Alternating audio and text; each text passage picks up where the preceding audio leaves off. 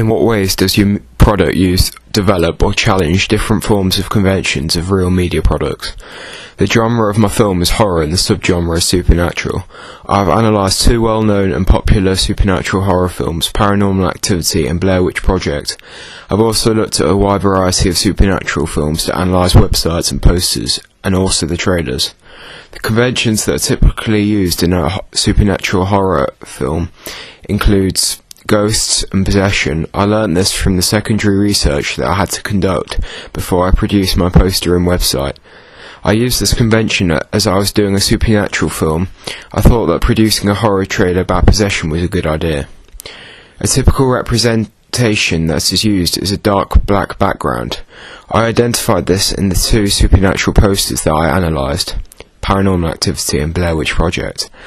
I have followed this convention as I have also used a dark background for my poster and website. This is because I believe that the colour that could be used was a dark background, as it connotes isolation and vulnerability, which definitely suit my supernatural genre. In terms of the layout, I identified that the Paranormal Activity title was shown in a distinctive red. The colour red may have been used as it is a conventional colour to use in a horror, as it connotes danger. The Blair Witch Project title uses quite a thin white font, and the title is positioned near the bottom of the poster. The colour white is another stereotypical colour to use for a horror, in particular supernatural, as it connotes with conventions that are used in supernatural films such as ghosts. I identified the Paranormal Activity title that was used and developed this convention in my poster, as I decided not to use the effect of the shadow in the title that was used for the Paranormal Activity title. Blair Witch Project sets the scene and gives the audience an insight into what the film is about through the main image and the narrative that was written above the main character's head. Todorov's equilibrium theory isn't used, as it doesn't begin with any sort of equilibrium. I identified that Paranormal Activity uses an image that is displayed in a landscape format. I also identified that lighting was an important feature in the main image. This was because the left side represented danger because of the heavy use of black, whilst the right side showed the couple who were portrayed as good because of the use of white. A point that can be made is that the Blair Witch Project uses building blocks at the bottom of their posters. They're shown in a small font size. One of the reasons of this may be because Blair Witch Project didn't believe that the building blocks required to use a lot of space, and instead chose to display it at the bottom of the page. On the other hand, the Paranormal Activity poster decides not to use a building block. I chose to follow the convention of using building blocks on my film poster. This is because I have analysed a wide range of horror posters and the majority of them use building blocks. Also, another reason why I chose to use them is that it informs the public, because it shows the cast involved in the making of the film.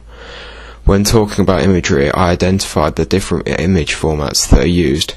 This was identified in the film Blair Witch Project and Paranormal Activity.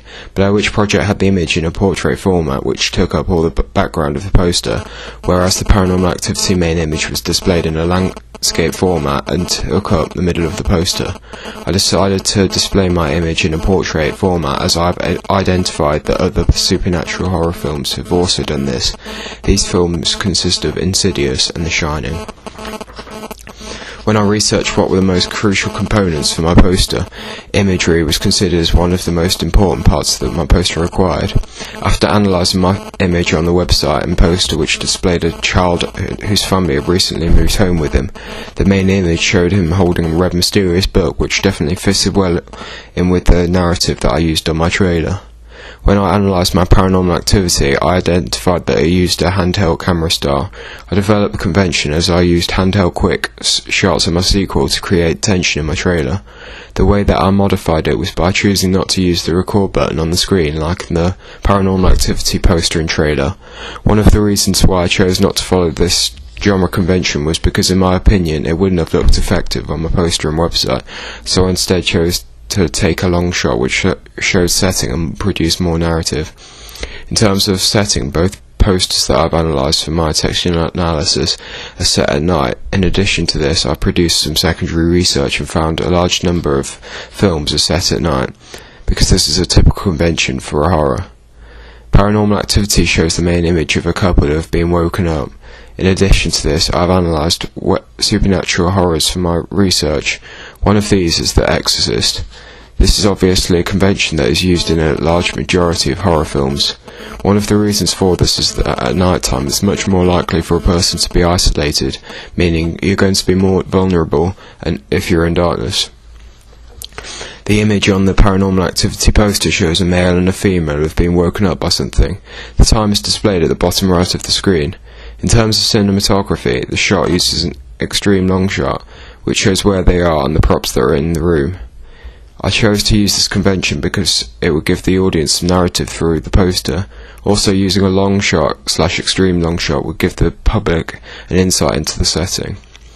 On the other hand, the Blair Witch Project uses an extreme close-up shot, which the purpose of the image is to reveal the fear on the female character's expression. The shot may be to show to the public that she is vulnerable, as she is alone in the woods at night. It may also give an insight to the plot, as it says 3 studio makers on the tagline of the poster above the image, whereas we can only see 1, which may indicate that the other 2 filmmakers are missing. I chose to use a long shot on my poster as it gave the public more of an insight about the setting. I thought that showing the mise-en-scène around the character in my film produced more of a narrative for the film and gave the audience additional insight instead of a typical facial expression that you would expect from the horror genre. I found out from my genre research that the majority of horror films use dark colours. This normally links in with isolation and disruption. When producing my trailer, the genre research and the questionnaire that I carried out told me that the public thought that colours such as black and red would be very ideal for my poster. One of the reasons for this is that they were both stereotypical colours that are used for horror films. This created my black and red house style for my poster and also for my webpage. The colours that were used on the Blair Witch Project poster were a mixture of black, white and grey. The main image of a female filmmaker on the Blair Witch Project poster is pictured in white and is portrayed as good. I've used predominantly red and black on my pages from the past poster. This was because red shows danger whilst black indicates darkness. Both of these colours are conventional from the horror genre. Furthermore, when talking about colours, I identified the use of binary opposites and the light against dark identified. This chandelier which is above them but isn't shown in the shot is showing the light which could represent the couple as good against the left side of the poster which shows darkness, and the shadow on the door representing evil. I also identified that on the page on the image on the Paranormal Activity poster shows that there's been a disturbance. I challenged this convention that was used in the film because I wanted to show narrative in my film poster. This was through the use of the red book. A typical representation used in horror films is that women are portrayed as vulnerable and weak. This is shown in the 2 posters that I've analysed.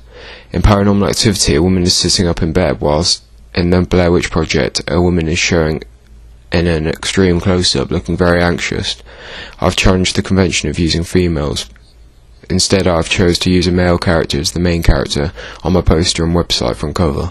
Taglines are shown above and below the title, which is to create tension. This includes the use of the hypodermic syringe model, "Don't see it alone," which communicates with the public and informs them to be accompanied by friends or family. This may be trying to tell the public that they are weak and can't handle watching the film alone. My title on my website was positioned at the top like the Paranormal Activity and Blair Witch Project website, as I thought this was the only place the title could be positioned. Furthermore, I followed the Paranormal Activity convention of having my release date at the bottom of the webpage, but I modified it by having my release date in a large red font that would stand out to the public. Whilst the Paranormal Activity release date was in white typography that didn't stand out, as you entered the Blair Witch Project website, the trailer immediately began as you came on the page, and then additional information was shown after the film had ended, which was set out in subheadings showing additional information about the characters and also how you could purchase the film. The colours black and white were used again like on the Blair Witch Project poster to provide a consistent house style. During the websites, both films used features of narrative. The Blair Witch Project used a lot of narrative on the poster to set the scene for the public, which I thought was a good technique used, as it basically told the public what the film was about. I followed the convention and used the same image on my website and poster as it provided a consistent continuity. The Red Book gave clues to the public about narrative, which was vital for the public to understand what my trailer was about, judging from my poster and website. I thought that both websites that I analysed were quite empty and needed something else to fill some dead space. This meant that I challenged the convention. I used a billing block to show the cast who was involved in the making of the trailer and the release date. I followed a convention used by Paranormal Activity. This was because I used a variety of website links for my website. One of these included subheadings which gave information out, such as the soundtrack. I thought the idea of social networking, such as Facebook, to be used on my website was a clever idea.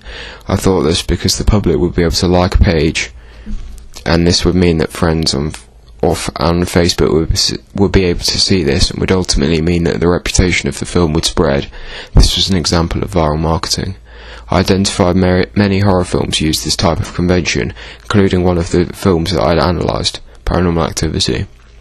Whilst on the other hand, the Blair Witch Project website showed you could purchase the film on DVD. This suggests that the film had already been released when I started my textual analysis. I identified the Blair Witch Project used a white and black house star, whereas Paranormal Activity used a black, white and red house star. I chose to follow the colour combination used by Paranormal Activity. One of the reasons for this was because when completing my secondary research, such as a questionnaire, the answers in my questionnaire showed that the majority of the public stated black, white and red were the most effective colours for a horror. When I visited horror websites to look at how they were laid out, I identified that the Blair Witch Project trailer automatically started as soon as you're on the page. One of the reasons why they might have done this was to gain the attention of the public, so they would almost be forced into watching the trailer. It also made it easy for the public to access it, as it just popped up on the screen once you enter the site. I believe this was a good technique, as a large majority of people will visit a film website just to watch the trailer. I developed this convention when I produced my website.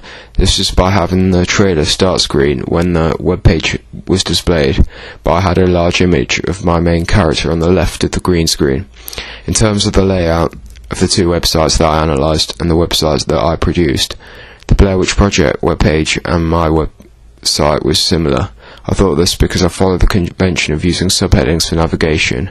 This would give the public additional information about the film, such as the soundtrack.